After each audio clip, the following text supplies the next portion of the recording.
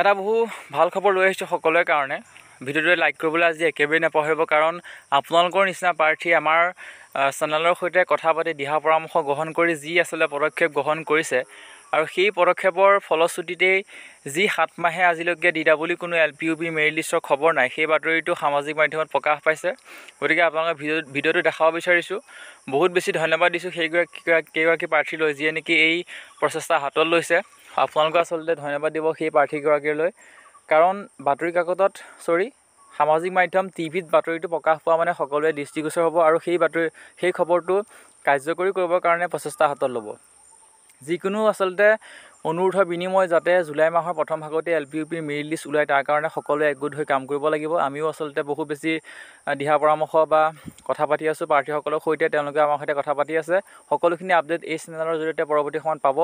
আজি সেই ভাল খবৰটো আপোনালোকক দেখাব বিচাৰিছোঁ। সকলোৱে ভিডিঅ'টো চাওক আৰু লাইক কৰক, লগতে আপোনালোকৰ বন্ধু বান্ধৱীৰ সৈতে শ্বেয়াৰ কৰি দিয়ক, কাৰণ বহুত বেছি এটা ভাল খবৰ প্ৰকাশ পাইছে বাতৰি কাকতত প্ৰকাশ কৰা মানে আপোনালোকৰ কামখিনি অকণমান হ'লেও আগবাঢ়িব, সেইটোৱে সূচাই মই আপোনালোকক ভিডিঅ'টো দেখাব বিচাৰিছোঁ।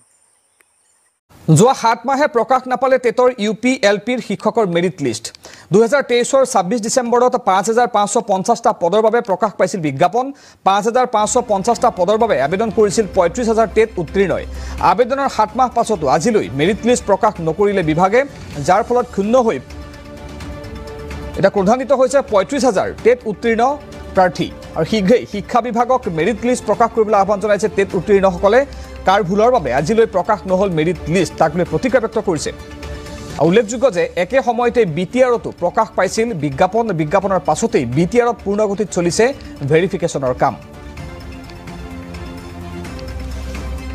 বিগত আমি 2023 ডিচেম্বৰ মাহত আমাৰ যি বিজ্ঞাপন ওলাইছিল আমাৰ ডিৰ যে নিয়মীয়া পদৰ, এই পদখিনিত আমি মানে যিহেতু আবেদন কৰিছিলোঁ, আৰু সেই আবেদনৰ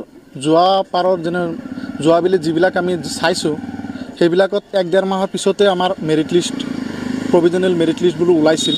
কিন্তু বিগত যিটো আমাৰ 2023 26 যিটো জানুৱাৰীত যিটো আমাৰ ডিচেম্বৰত যিটো আমাৰ ওলালে